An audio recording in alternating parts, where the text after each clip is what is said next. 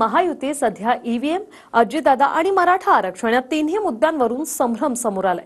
कोर्टात 50% आरक्षण टिकतच नाही असं मोठं विधान खुद्द बावनकुळेंनीच केलंय आणि त्यामुळे महायुती सरकारनंच दिलेल्या आरक्षणावर सवाल उभा राहिलाय। पाहूया हा रिपोर्ट। मागून आलेले आपले दादा थोडे दिवस नसते आले तरी चाललं असतं। अजितदादा वेळेवर आले म्हणून तुमची लंगोट तरी वाचली। दादा जर आले नसते तर तुम्हाला कमंडलू घेऊन हिमालयात गोसावी म्हणून फिरावं लागलं असतं। त्यांची एक लंगोट जी आली ना, एक तटकवी, त्याला म्हणा तटकवीला विचारून घे, ते पहिल्यांदा तुझी लंगोट सांभाळ आणि मग आमच्या लंगोटीला हात घालायचा प्रयत्न कर म्हणा। निकालानंतर महायुतीतला विसंवाद आणि संभ्रम वाढत चाललाय। भाजपचे दानवे म्हणतात की अजितदादांच्या पक्षामुळे आमचं नुकसान झालं असं आमच्यापैकी कोणीही बोललं नाही। मात्र बैठकीतल्या बातम्या आणि भाजपच्याच काही नेत्यांनी ऑफ रेकॉर्ड आणि ऑन रेकॉर्ड महायुतीच्या आमदारांच्या प्रामाणिकतेवर प्रश्न केले। कोणी कोणी काय केलं, कोणी इमानदारी केली ते आता वरिष्ठांच्या कानावर घालू, किंवा कोणी फक्त स्टेजवरतीच त्या पक्षाचा प्रचार केला आणि खाली उतरल्यावर काय केलं, या सगळ्याची शहानिशा झाली पाहिजे ना। या वर्तमानपत्राच्या बातम्या आहेत, आमचा कोणीही प्रवक्ता किंवा आमचा कोणीही नेता अशा प्रकारचं वक्तव्य कोणत्याही चॅनलला किंवा वर्तमानपत्रात केलेलं नाही आहे। ह्या वर्तमानपत्रात आलेल्या बातम्या आणि चॅनलवर आलेल्या बातम्या आहेत। इकडे एका बाजूला एकनाथ शिंदे मुंबई उत्तर पश्चिम लोकसभा निकालावरून ठाकरेंना टार्गेट करतायत, तर दुसरीकडे त्यांच्याच पक्षातले नेते गजानन कीर्तीकर निवडणूक प्रक्रियेवर शंका वर्तवतायत। तुम्ही जिंकला म्हणजे ईव्हीएम चांगलं, तुम्ही हरला म्हणजे ईव्हीएम वाईट।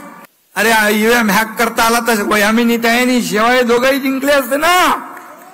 आपल्या रवींद्र वायकर यांचा विजय त्यांच्या फार जिवारी लागलेला आहे, पण आम्ही जिंकलेला असताना रवींद्र वायकर यांना हरवण्याचं काम करत असताना मी एकनाथ शिंदे का डोळे फक्त बघत राहू, मी डोळे बंद करून?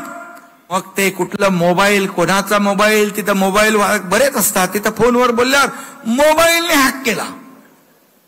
अरे जिकडे तुम्ही जिंकले तिकडे चांगली आहे ईव्हीएम।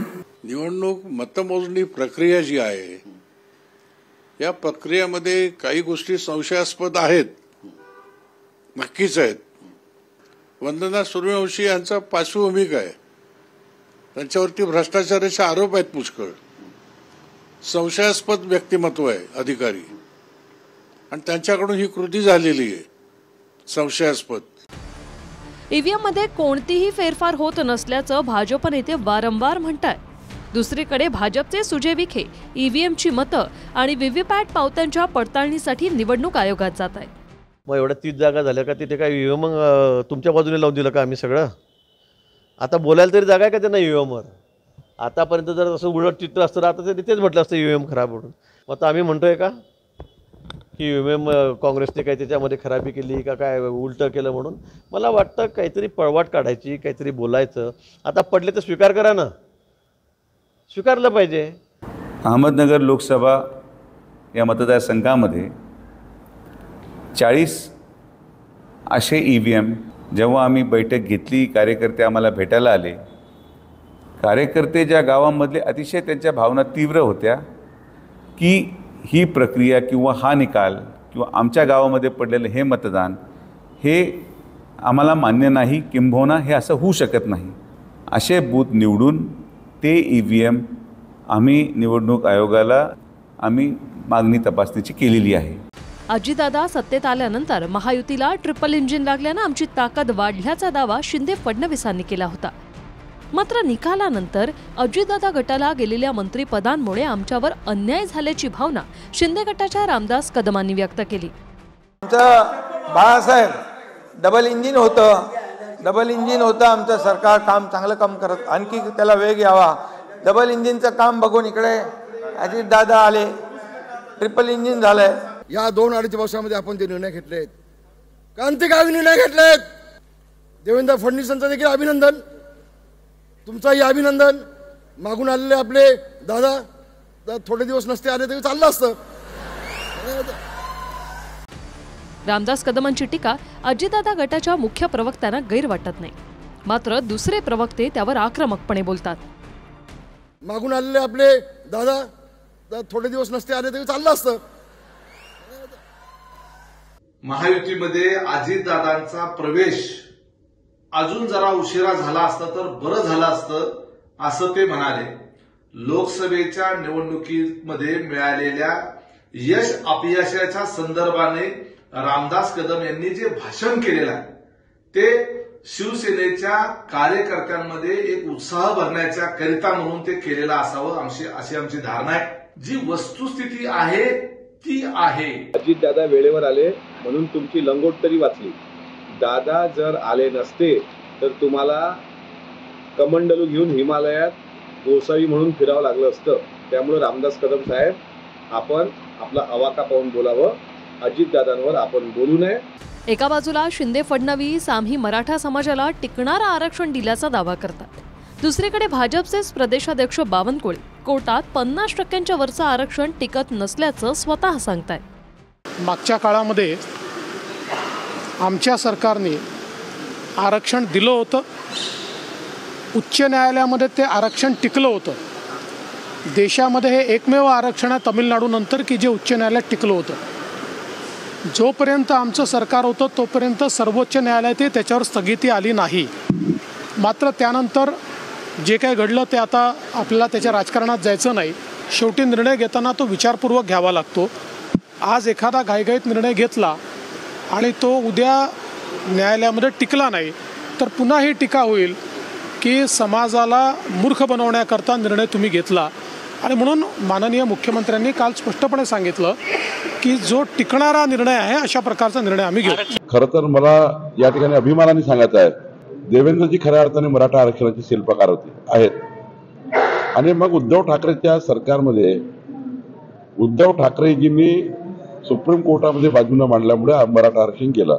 मला अभिमान आहे की एकनाथ शिंदेनी माननीय मुख्यमंत्री महोदयांनी छत्रपती शिवरायांना साक्षी ठेवून मराठा समाजाला आरक्षण देण्याची भूमिका व्यक्त केली आहे. जे संविधानाने 50%च्या आतमध्ये सर्व आरक्षण बसवावे, अनेक सुप्रीम कोर्टाचे निकाल, आपला घटना या सर्वाचा विचार केला तर कॉन्स्टिट्यूशनल काय तर 50% आहे. आणि 50%च्या वर कुणी दिलं तर ते कोर्टात सुप्रीम कोर्टामध्ये टिकत नाही. आणि त्यामुळं याचा योग्य विचार करावा लागेल.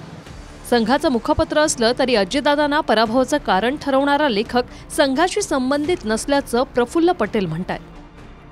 तर भाजपच्या ब्लेम गेमच्या राजकारणावर त्यांच्याच पक्षाचे नेते छगन भुजबळ प्रश्न उभे करतात. RSSच्या बातमी नाही, ते कोणी व्यक्तीच्या त्यांच्या विचार त्यांनी त्या वृत्तपत्रामध्ये काही त्यांनी दिलं असेल त्याचा अर्थ हे नाही आहे की ती भारतीय जनता पार्टीची काही अधिकृत पोजीशन आहे. मगर ये देश में दूसरे राज्यों में भी तो ये हुआ है. जैसे यूपी, कोई भी बोल नहीं रहा था कि ऐसा यूपी में इतने पीछे बीजेपी आएगी, मगर आ गई. तो उसके कारण जो है ये सिर्फ अजीत पवार गठ ये है, ये कहना मैं वाजिब नहीं समझता. मग या सरकारमध्ये सर्वात आधी मंत्रालयात पोहोचून शिवसेना विरोधकांना निधी दिला जात असल्याचा आरोप कदमांचा होता. आता त्याच मुद्द्यावरून रामदास कदम अजित पवारांचं कौतुक करतायत. येण्याची तयारी होती सगळ्यांची. आज तुम्हाला सांगतोय, त्यांचं म्हणणं एवढं होतं की उद्धव साहेबांनी राष्ट्रवादी सोडावी, आम्ही सगळे मातोश्रीला येतो. अजितदादांनी एक कलमी कार्यक्रम चालू केला होता. सकाळी 7 वाजता जायचे मंत्रालयामध्ये. आमचं हायकोर्ट तिथं. उद्धवजींची तब्येत ठीक नव्हती, कोरोना होता, उद्धवजी जात नव्हते मंत्रालयामध्ये. या माणसाने डाव साधला. दादा एक चांगली व्यक्ती आहे. सकाळी 6 उठून काम करणारा नेता मी पहिला बघितला अजितदादा. सकाळी 6 वाजता उठून. नाही, पण तुमचा जो नॅचरल फ्लो आहे तो बीजेपी आणि शिवसेनेचा आहे, त्याला तर एक्सेप्टन्स व्हॅल्यू होती महाराष्ट्रामध्ये. मग अजितदादा आल्यानंतर ती कमी झाली असं तुम्हाला वाटतं का? त्याचा निवडणुकीत परिणाम झाला? मला या बाबतीत काही बोलायचं नाही. मी कसं बोलू या बाबतीमध्ये? मी कसं नाही बोलणार ना मी. विक्रम आ तो गए, जाओगे कैसे? बड़े आराम से. ये देश हेलो, मैं आ रहा हूँ. और हाँ, भगा कर ले जाऊंगा. सिक्योरिटी!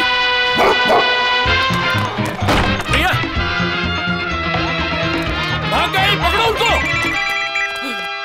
हेलो, बोला था ना भगा कर ले जाऊंगा।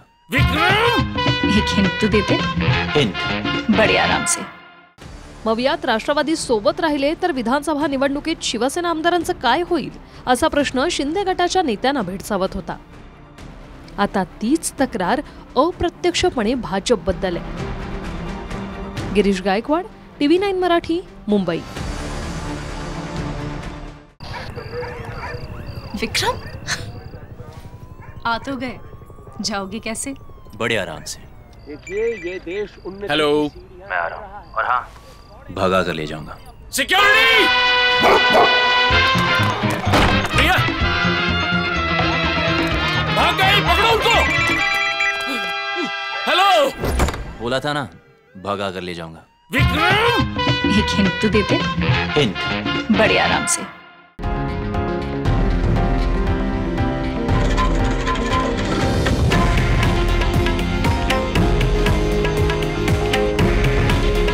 हे आहे देशातील नंबर 1 न्यूज नेटवर्क आणि आपण पाहत आहात TV9 मराठी.